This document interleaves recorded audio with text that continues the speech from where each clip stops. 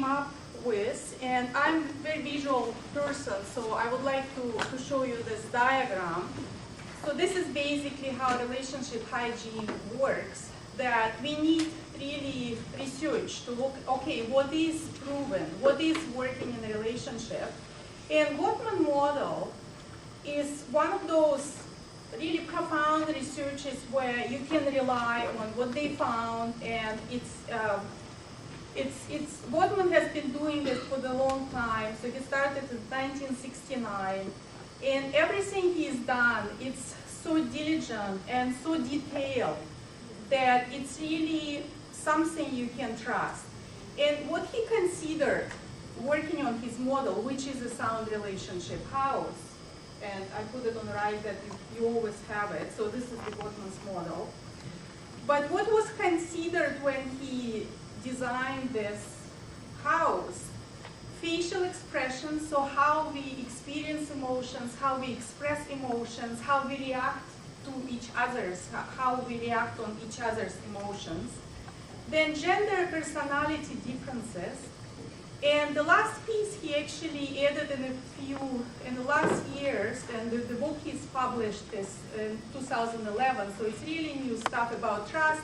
And he also looked at the game theory to see, well, how we can explain the motivation of being well connected with others and to building this relationship. But the most profound conclusions he came to was the conflict is actually inevitable, and then 69% of the conflicts are unresolvable. So if you're doing a conflict resolution work, I really wonder if you would like to have a look and see how you can expand the area of your expertise, because it's all there, and we will talk about it, how you can manage the conflict at work. And this is the good way. So the Gottman offers the way how we can do it.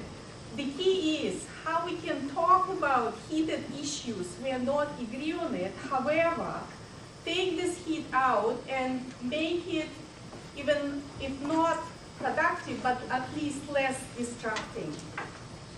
And Gottman also has found that there are some interactions which are more toxic to a relationship than the others. So it's not about all negative interactions or all negative emotions we have. No, there are 4 which are, and he calls them the 4 horsemen of the apocalypse, because they're really bad. And I also would like to point out that the way to build a healthy relationship with the knowledge we have is through the mindfulness practice. However, the goal of the mindfulness practice is not building a healthy relationship. And this is the piece I also would like to spend a few minutes on, because I actually would like to add one more dimension to it, that the goal of our work is not get rid of negative emotions. Negative emotions are there for good reason. And if we are aware of what's going on with our body, and if we can connect to our body and read the messages and say, okay, so I am angry or I am frustrated, what is it that is not working for me? Yeah? And really be connected to yourself and be aware of what's going on. I was looking for a definition of mindfulness, and this is the best one I found, and I wrote it down just before I went out of the door, so I'm going to read it.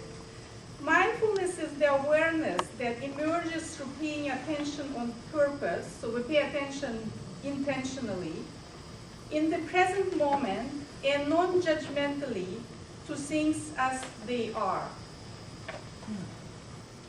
This is our outline for tonight, and we are going to spend the first part of this presentation talking about the sound relationship house and the research which is behind developing this model.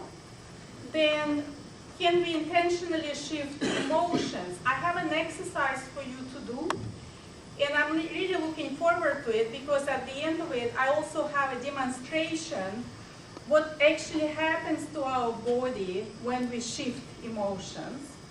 Okay, so this is the sound relationship house. And again, so Gottman, who came later, Gottman has started his research with couples in 1969, and he didn't have a hypothesis what happens in a relationship. He really wanted to observe couples' interaction. He wanted to collect as much hard data as he could. So he heavily used the biofeedback. He used the one-way mirror techniques where the researchers were observing the facial expressions, and then they also had a whole system how to decode those facial expressions. And also, he would sit down with couples afterwards and say, well, it sort of doesn't make sense. So what exactly was your experience? You were just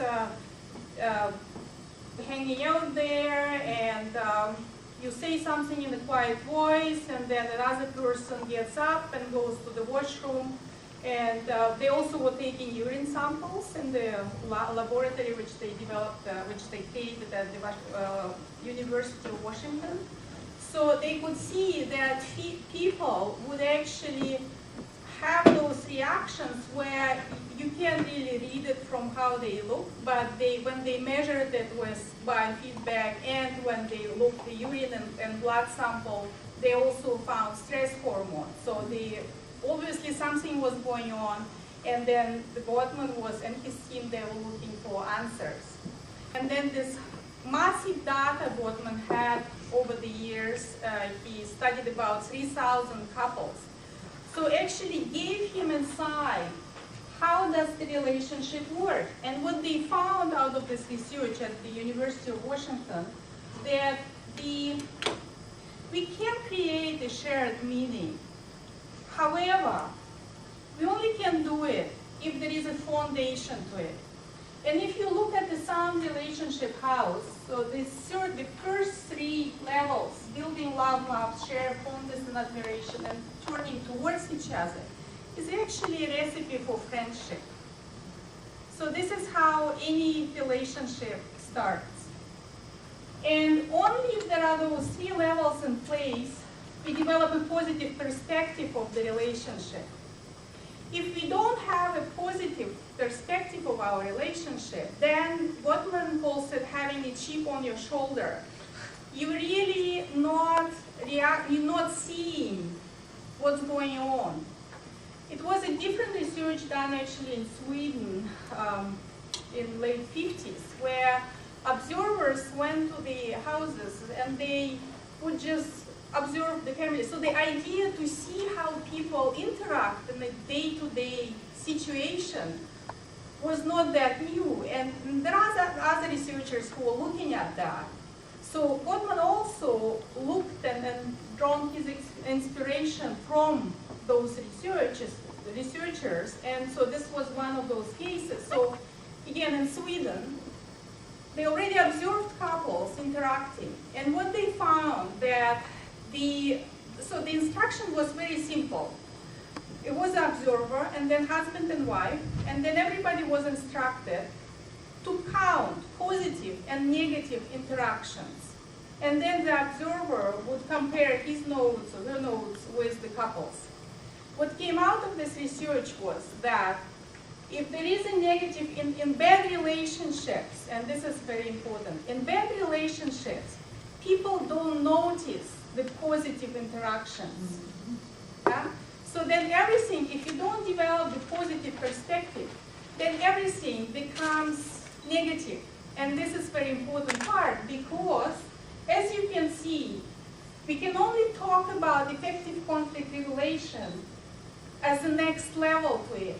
Yeah? So if we don't have a positive perspective, we can't really manage the conflict. And this is really a very important part.